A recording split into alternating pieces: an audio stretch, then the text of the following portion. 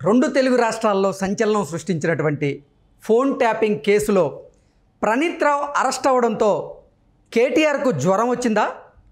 ప్రణీత్ రావు నిజాలు చెబితే నేను జైలుకి వెళ్ళడం ఖాయమని కేటీఆర్ భావించారా? అందుకే ఆ భయం వల్లే ఆయనకి జ్వరం వచ్చిందా అంటే అవుననే సమాధానం ఇస్తున్నారు కొంతమంది రాజకీయ విశ్లేషకులు. ఇక ఇదే అంశానికి సంబంధించి మనతో మాట్లాడేందుకు ప్రముఖ రాజకీయ విశ్లేషకులు, ప్రముఖ సీనియర్ జర్నలిస్ట్ సిఎస్ రావు గారు మనతో ఉన్నారు. సార్తో మాట్లాడదాం. సార్ నమస్తే. సార్ నమస్తే. సార్, రెండు తెలుగు రాష్ట్రాల్లో సంచలనం సృష్టించినటువంటి ఈ ఫోన్ ట్యాపింగ్ కేసులో ప్రణీత్ రావు అరెస్ట్ అయిన నేపథ్యంలో ప్రణీత్ రావు అరెస్ట్ వల్ల కేటీఆర్కి జ్వరం వచ్చిందని, ప్రణీత్ రావు నోరు తెరిచి నిజాలు చెబితే అది కేటీఆర్ మెడకు చుట్టుకునే అవకాశం ఉందని భావించే కేటీఆర్ జ్వరం తెచ్చుకున్నారు అంటూ కూడా ఒక వార్త ఇప్పుడు సోషల్ మీడియాలో చక్కర్లు కొడుతుంది. అసలు ఈ ఫోన్ ట్యాపింగ్లో ప్రణీత్ రావు గారిని అరెస్ట్ చేయడం ఏంటి, కేటీఆర్ గారికి జ్వరం రావడం ఏంటి సార్? అసలు ఇదంతా ఏం జరిగింది తెర వెనక? అంటే సోషల్ మీడియాలో అయితే సెటైరిక్గా ఇది ప్రణీత్ రావు అరెస్ట్ అయ్యాడు, కేటీఆర్కి జ్వరం వచ్చింది, కరీంనగర్ సభకు దూరంగా ఉన్నాడు అనేది బాగా ట్రోల్ అవుతున్నటువంటి న్యూస్ అది. ఇంకోటి ఏంటంటే కల్వకుంట్ల ఫ్యామిలీకి ఒక కామన్ సింటమ్ ఉంది. సింటమ్స్ అలానే ఉంటాయి, కామన్ సింటమ్స్.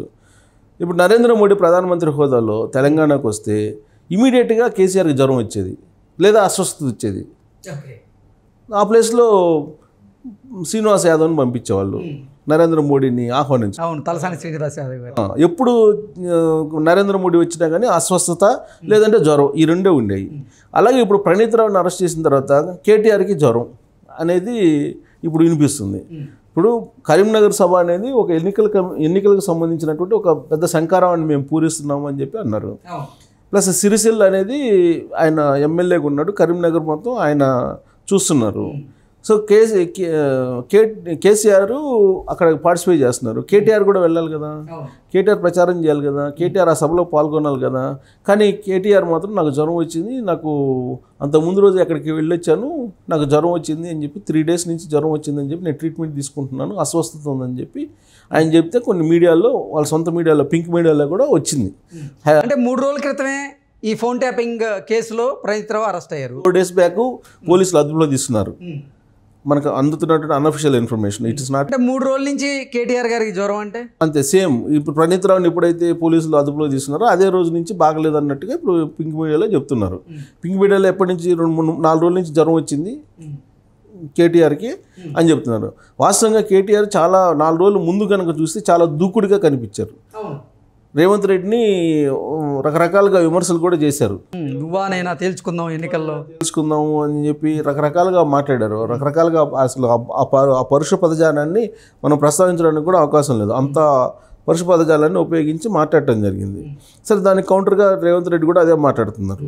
ఇప్పుడు చాలా పరుష పదజాలను ఉపయోగిస్తున్నారు. సో ఇప్పుడు కేటీఆర్ అయితే రెస్ట్లో ఉన్నారు అని చెప్తున్నారు, వాళ్ళ పింక్ మీడియా చెప్తున్న దాని ప్రకారం.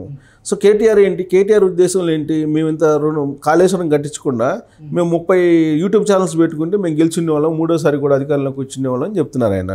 ఇప్పుడు యూట్యూబ్ ఛానల్స్ పెట్టుకున్నారు, సోషల్ మీడియాని బాగా బలోపేతం చేశారు, బ్లూ మీడియా, పింక్ మీడియా కలిసి ప్రచారం చేసుకుంటున్నారు.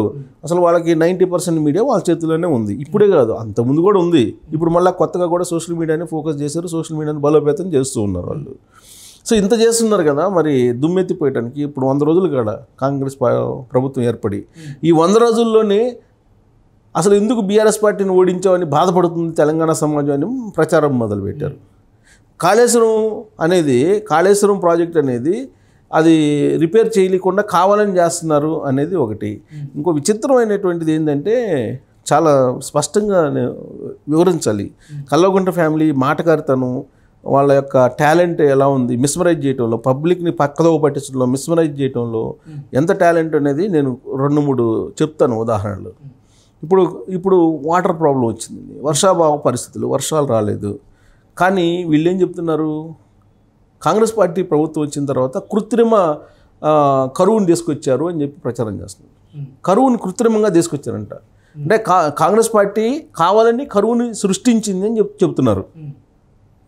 కరువుని ఎవరైనా కృత్రిమంగా సృష్టించగలరా? సృష్టించే ఛాన్స్ లేదు. వర్షాలు పట్టలేదు, అదే కేసీఆర్ ఉన్నప్పుడు పుష్కలంగా పడ్డాయి అని చెప్పి చెబుతున్నారు. మరి కేసీఆర్ ఉన్నప్పుడు వరంగల్ మునిగిపోయింది, హైదరాబాద్ మునిగిపోయింది, ఈ చెప్పట్లా. అంటే వేసవకాలంలో వర్షాలు ఎలా పడతాయని? జనరల్గా నీటి ప్రాబ్లం లేదు గతంలో, ఇప్పుడు నీటి ప్రాబ్లం వచ్చింది. గతంలో ఇలా మంచినీళ్ళు లేకుండా నీళ్ళ ప్రాబ్లం ఉండేది. 10 సంవత్సరాల్లో ఎప్పుడు కూడా కేసీఆర్ ముఖ్యమంత్రిగా ఉన్నప్పుడు ఈ సమస్య లేదు అని చెప్పి చెప్తున్నారు వాళ్ళు. అసలు విచిత్రం ఏంటంటే, ఆశ్చర్యకరం ఏంటంటే కరువుని సృష్టించారని చెప్తున్నారు. అది పెద్ద విచిత్రం. కల్వకుంట్ల ఫ్యామిలీ టాలెంట్ అది. తర్వాత ఇంకొక 2 విషయాలు చెప్తాను నేను. వరంగల్ మునిగిపోయింది, తర్వాత హైదరాబాద్ మునిగిపోయింది. అప్పుడు వర్షాలు పడి, భారీ వర్షాలు పడి మునిగిపోయినప్పుడు ఆయన ఏం చెప్పాడు తెలుసా? క్లౌడ్ బరస్ట్ అని చెప్పాడు. అది క్లౌడ్ బరస్ట్ మనం చేసేది ఏం లేదు, అది క్లౌడ్ బరస్ట్, అది విదేశీ కుట్ర అని చెప్పాడు ఆయన. అవును, పెద్ద చర్చనీయాంశంగా మారింది అప్పుడు. విదేశీ కుట్ర అని చెప్పాడు ఆయన. పెద్ద చర్చనీయాంశం కదా మరి, విదేశీ కుట్ర అని చెప్పాడు. అంటే ఏదన్నా జరిగితేనేమో విదేశీ కుట్ర, లేకపోతే ఇంకోటి చెప్తారు. ఇప్పుడు కరువునేమో సృష్టించారంట కాంగ్రెస్ పార్టీ అని చెప్పి చెబుతారు ఆయన. ఇంకోటి ఏందో నాకు గుర్తు రావట్లేదు, ఇంకోటి కూడా భలే ఇట్లాంటివి చెప్పారు ఆయన. ఇప్పుడు ఏదైనా జరిగినప్పుడు కరోనా ఏం చెప్పాడు ఆయన అసెంబ్లీలో? ఏం చెప్పాడు? కరోనా అదే ఉంది, వెళ్ళిపోద్ది, అది ఎంత జస్ట్ మనకి మనం 30 పారాసిటమాల్ గోళీ వేసుకుంటే పోతుంది అని చెప్పి అందరిని రోడ్డును పడేశాడు. కరోనా టైంలో కేసీఆర్ బయట రాలా, కేసీఆర్ ఫ్యామిలీ బయట రాలా, హాస్పిటల్కి వదిలిపెట్టారు. 70 లక్షల నుంచి 1,50,00,000, 2 కోట్లు బిల్లు వేసిన వాళ్ళు కూడా ఉన్నారు. అది ఆయనకున్నటువంటి సమాజం పట్ల, తెలంగాణ సమాజం పట్ల ఉన్నటువంటి బాధ్యత. ఇప్పుడు ఏమంటారు? కేసీఆర్ కాంగ్రెస్ ప్రభుత్వం వైఫల్యం చెందింది అని చెప్పి చెబుతారు. సో ఇప్పుడు ఇంకోటి ఏంటంటే, చంద్రబాబు నాయుడిని క్లోజ్ చేయడానికి కోర్టుకు నోటు కేసు బయటికి తీసుకొచ్చారు. అప్పుడు అంతమందిని వీళ్ళు ట్యాప్ చేశారు ఏంది అనేది బయటకు వస్తుంది. ఇప్పుడు అసలు కేటీఆర్కి ఎందుకు జ్వరం వచ్చింది? ఇప్పుడు సంతోష్ రావు ఏం చెప్తున్నాడు? నా ఫోన్కి కూడా ట్యాప్ అయిందని చెప్పి ఆయన చెప్పినట్టు ఇంగ్లీష్ పత్రికలో, నేషనల్ మీడియాలో వచ్చింది. ఇదంతా ఈ నేషనల్ మీడియాకి వెళ్ళిపోయింది, ఢిల్లీకి వెళ్ళిపోయింది మొత్తం వ్యవహారం. ఇప్పుడు త్వరలోనే సిబిఐ ఎంక్వైరీ చేసినా ఆశ్చర్యపోతున్నావు నువ్వు. ఎందుకనంటే ఇది బీజేపీకి సంబంధించిన ఇష్యూ కూడా. బీజేపీ వాళ్ళు కూడా బాధితులే, కేసీఆర్ బాధితులే, బీజేపీ వాళ్ళు కూడా. ఎందుకు బాధితులు అంటే వాళ్ళు ఎంత డ్యామేజ్ చేశారండి బీజేపీని, నరేంద్ర మోడీ ప్రభుత్వాన్ని, నరేంద్ర మోడీ పరిపాలనని. ఇక్కడ ఫామ్ హౌస్ ఫైల్స్ అని కేసు వచ్చింది కదా, ఎమ్మెల్యేలు కొనుగోలు చేయడానికి వచ్చారు వీళ్ళు బీజేపీ వాళ్ళు అని చెప్పి ఆ మొత్తం సీసీ కెమెరాల్లో షూట్ చేసేసి ఆ ఫుటేజ్ని మొత్తాన్ని కూడా అన్ని రాష్ట్రాలకు సంబంధించినట్టు, అన్ని పార్టీలకు సంబంధించినటువంటి అధిపతులు, తర్వాత అన్ని రాష్ట్రాల హైకోర్టుకు సంబంధించినటువంటి జడ్జిలకి, చీఫ్ జడ్జెస్కి, అన్ని హైకోర్టులకి, అలాగే సుప్రీంకోర్టుకి, రాష్ట్రపతికి, అలా అందరికీ పంపించాడు. మొత్తం దేశవ్యాప్తంగా అందరికీ పంపించేశాడు ఫుటేజ్. ఇదిగో బీజేపీ ఇలా చేస్తున్నారు, నరేంద్ర మోడీ ఇలా చేస్తున్నారు అని చెప్పి పంపించారు.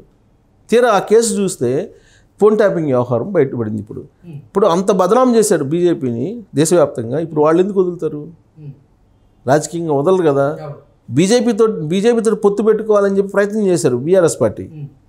కానీ బీజేపీ బ్లంట్గా వ్యతిరేకించింది. కారణం ఏంటంటే ఇదే, ఈ ఫోన్ ట్యాపింగ్ వ్యవహారం, ఇవన్నీ కూడా. సో ఇప్పుడు సంతోష్కి ఏమో ఫోన్ ట్యాపింగ్ అయిందని చెప్పి ఆయన అంటున్నాడు.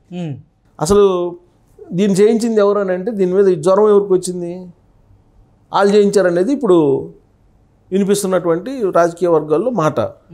ఇప్పుడు యాక్చువల్గా సంతోషరావు అనే అతను టైం టు టైం గుళికలు వేస్తాడు అవసరమైనప్పుడు, ఎవరికి కేటీఆర్కి, ఆయన సక్రమంగా చూసుకుంటాడని చెప్పేసి ఆయన తప్ప ఎవరు నమ్మడు కేసీఆర్. అది మిగిలినటువంటి ఫ్యామిలీకి గిట్టదు అనేది అప్పట్లో వచ్చినటువంటి ప్రగతి భవన్ న్యూస్. అక్కడ ఫ్యామిలీ గొడవలు ఉన్నాయి ఇంటర్నల్గా. సో ఇప్పుడు ఫోన్ ట్యాపింగ్ సంతోష్ కూడా ట్యాప్ అయ్యింది అని అంటే ఎవరు చేయించుంటారు అనే దాని మీద క్లారిటీ వస్తుంది, చూసే వాళ్ళకు వస్తుంది, వినే వాళ్ళకు కూడా వస్తుంది. సో ఇప్పుడు ఇమీడియట్గా ఈ కేసు అంటుకునేది ఎవరికైనా అంటే జ్వరం వచ్చినటువంటి వాళ్ళకు అంటుకునే అవకాశం ఉంది అని చెప్పి మనం ఒక కంక్లూషన్కి రావచ్చు.